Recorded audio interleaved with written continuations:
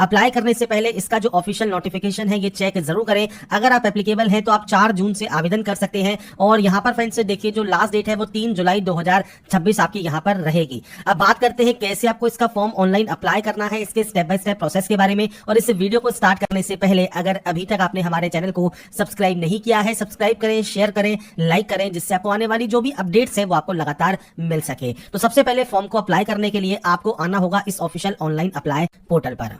तो इस पोर्टल पर आने के बाद फ्रेंड्स सबसे पहले यहाँ पर है न्यू रजिस्ट्रेशन, आप इस टैब पर क्लिक करेंगे। इंस्ट्रक्शंस आपने पढ़ लिए हैं, एडवर्टाइजमेंट पढ़ लिया है, आप ओके वाले ऑप्शन पर क्लिक करेंगे। अब कुछ बेसिक ऑप्शंस हैं, जैसे सबसे पहले यहाँ पर है आपका फर्स्ट नेम, तो आपको यहाँ फर्स्ट नेम देना है। मिडिल नेम है तो आप दे सकते हैं, या आपका लास्ट नेम है तो वो भी आप यहाँ पर दे सकते हैं। फर्स्ट नेम देना जरूरी है। इसके बाद आपका मोबाइल नंबर, आपकी active and valid mail ID आप एंटर करेंगे। नेशनलिटी आप यहाँ पर इंडियन सिटीजन है या नहीं है वो जानकारी आपको देनी है। आपका जो डेट ऑफ बर्थ है आप इस कैलेंडर के माध्यम से सेलेक्ट करेंगे और पोस्ट अप्लाइड में आप जेटीओ यहाँ पर सेलेक्ट करेंगे। और इसके बाद आपको ये क्लियर करना है, इस कैप्चा कोड को फिल करना है और रजिस्टर नाउ कर लेना है। तो बेसिक ऑप्शन है रजिस्टर करने के लिए।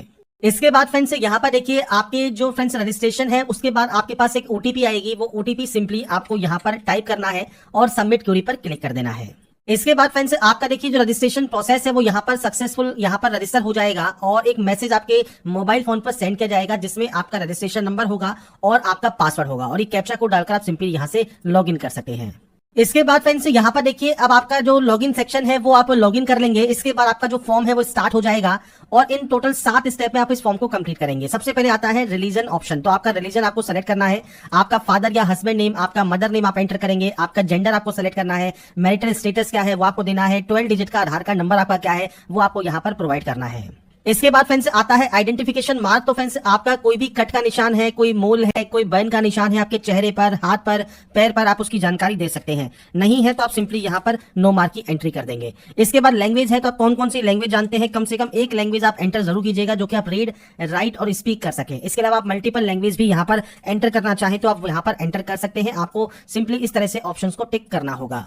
इसके बाद फ्रेंड्स नीचे आता है आपका एड्रेस। सबसे पहले है परमानेंट एड्रेस, तो आपका पूरा एड्रेस आप दीजिए। इसके बाद आपका स्टेट सेलेक्ट कीजिए, आपका जो डिस्ट्रिक्ट है वो आप सेलेक्ट कीजिए, आपका जो पिन कोड है वो आप यहाँ पर एंटर करेंगे। अगर आपका प्रेजेंट और परमानेंट एड्रेस अलग अलग है तो आप अलग अलग एंट्री कर सकते हैं। सेम है तो आप सेम पर क्लिक करेंगे, ऑटोमेटिक यहाँ पर ये कॉपी हो जाएगा। तो एड्रेस आपको आपके अकॉर्डिंग एंटर करना है।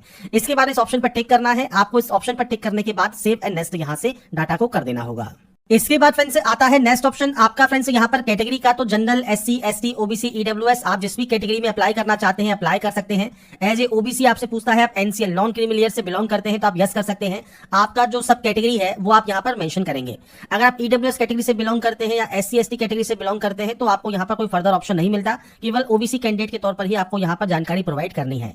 ऐसे ही फ्रेंड्स अगर आप एक्स सर्विस में हैं तो यस या नो कर सकते हैं। पीएच कैटेगरी में अगर आप आते हैं तो आप यहाँ पर यस या नो कर सकते हैं। आप बीएसएनएल एम्प्लॉय हैं तो आप यहाँ पर यस या नो कर सकते हैं। तो आपके ऊपर डिपेंड करता है आपका जो फ्रेंड्स यहाँ पर जो भी ऑप्शन एप्लीकेबल है उसके अकॉर्डिंग आप यस या नो कर पाएंगे। पीएच कैटेगरी से बिलोंग करते हैं तो आप यस कर सकते हैं। एक्स सर्विसमैन से बिलोंग करते हैं तो भी आप यहाँ पर यस कर सकते हैं। इसके बाद आप सिंपली यहाँ पर इस ऑप्शन को टिक करेंगे और सेव एंड नेक्स्ट कर देंगे। इसके बाद फ्रेंड्स आता है आपकी क्वालिफिकेशन ऑप्शन, जो कि प्रिस्क्राइब्ड क्वालिफिकेशन आपको यहाँ पर दी गई है। बैचलर ऑफ इंजीनियरिंग डिग्री या उसके इक्विवेलेंट क्वालिफिकेशन आपके पास होनी चाहिए। रिलेवेंट डिसिप्लिन में या आपके पास एमएससी है तो भी आप आवेदन यहाँ पर कर सकते हैं। इसके बाद नीचे आप आते हैं क्वालिफिकेशन में, सबसे पहले 10th है। अब 10th में आप अपनी जो भी सब्जेक्ट्स के नेम है वो आप यहाँ पर एंटर कर सकते हैं। तो आपके फ्रेंड्स सब्जेक्ट्स के नेम आप यहाँ पर एंटर कर देंगे, या फ्रेंड्स आप यहाँ पर ऑल जनरल सब्जेक्ट भी लिख सकते हैं, कोई दिक्कत नहीं होगी।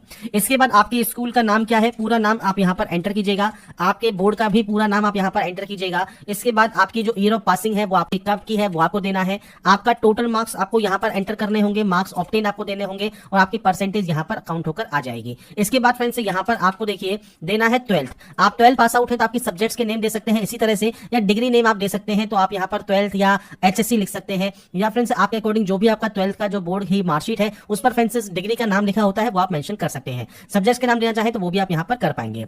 इसके बाद आता है फ्रेंड्स आपका जो अंडर ग्रेजुएट है जो कि डिग्री है वो आपने फ्रेंड्स किस सब्जेक्ट में की हुई है, या आपकी फ्रेंड्स स्ट्रीम का नाम क्या है वो आप यहाँ पर एंटर कर सकते हैं।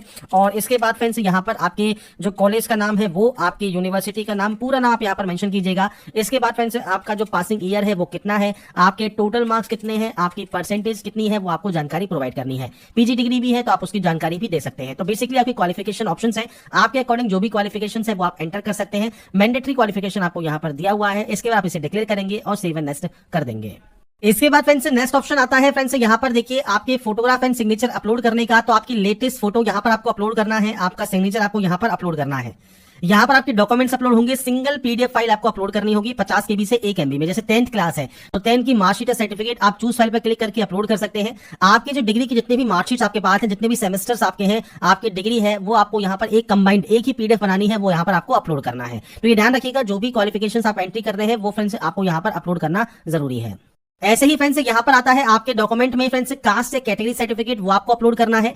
और आपका फ्रेंड जो आधार कार्ड है वो भी आपको यहाँ पर पीडीएफ फॉर्मेट में ही अपलोड करना है। आप ये ध्यान रखिएगा, आपको ये पीडीएफ बनाना ही जरूरी है। आप चूज फाइल पर क्लिक करेंगे, फाइल को सेलेक्ट करेंगे और उसके बाद फ्रेंड्स आपकी जो फाइल है वो जब यहाँ पर अपलोड हो जाएगी तो आपको यहाँ पर व्यू का ऑप्शन मिलेगा। आप यहाँ से व्यू करके चेक कर सकते हैं कि आपकी फाइल सही से अपलोड हुई है या नहीं हुई है। इसकी बात है एग्जाम सिटी। तो यहाँ पर फ्रेंड्स आपको आपकी जो एग्जाम सिटी है वो आपको देखने को मिलता है। आप अपनी एग्जाम सिटी को यहाँ पर चूज कर सकते हैं। नीचे आता है सर्कल प्रेफरेंस, तो कम से कम एक सर्कल का प्रेफरेंस आपको देना जरूरी है। बाकी आप फ्रेंड्स और प्रेफरेंस यहाँ पर देना चाहें तो आपको यहाँ पर ऑप्शन मिल जाते हैं। आप अपने अकॉर्डिंग जो भी प्रेफरेंस देना चाहे वो आप यहाँ पर दे सकते हैं। तो इस तरह से आपको जो प्रेफरेंस है वो आपको यहाँ पर प्रोवाइड करनी होगी। तो अपने अकॉर्डिंग जो भी प्रेफरेंस आप यहाँ पर देना चाहें वो प्रेफरेंस आप यहां पर दे सकते हैं। जब प्रेफरेंस अपने अकॉर्डिंग आप यहां पर दे देंगे, इसके बाद नीचे आपको डिक्लेयर का ऑप्शन मिलेगा। आप डिक्लेयर करेंगे और सेव एंड नेक्स्ट कर देंगे।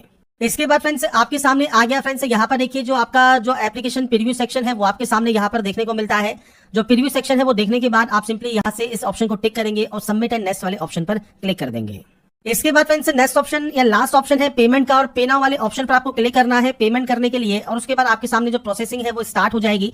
आपको थोड़ा सा वेट करना है। इसके बाद आपके सामने यहाँ पर स्टेप 1 आता है, जहां पर आप यूपीआई से पेमेंट कर सकते हैं, या आप नेट बैंकिंग से करना चाहें, या आप क्रेडिट कार्ड से करना चाहें, या डेबिट कार्ड से करना चाहें वो आप कर सकते हैं, या फ्रेंड्स आप यहाँ पर अपना पेमेंट गेटवे चूज कर सकते हैं। अब जैसे आपने यूपीआई से सेलेक्ट कर लिया, नीचे आपका आता है बिल डेस्क का ऑप्शन। आपको इस कैप्चा कोड को फिल करना है और कंटिन्यू फॉर पेमेंट करना है। अब यहाँ पर फ्रेंड्स आपके सामने देखिए कुछ इस तरह का इंटरफेस आएगा। शो क्यूआर कोड कर दीजिएगा। इसके बाद फ्रेंड्स एक क्यूआर कोड आपको शो होगा। इस क्यूआर कोड को स्कैन कीजिएगा और आपका जो पेमेंट है वो आप यहाँ पर कंप्लीट कर सकते हैं और आपकी जो प्रोसेस है वो यहाँ पर कंप्लीट हो जाएगी। तो यहाँ पर फ्रेंड्स देखिए जो जानकारी है बीएसएनएल में जीटीओ ऑनलाइन फॉर्म 2026 आप कैसे अप्लाई कर सकते हैं वो जानकारी मैंने आपको प्रोवाइड कर दी है। अगर आपको हमारा ये वीडियो या अपडेट पसंद आया है तो लाइक सब्सक्राइब जरूर कीजिए।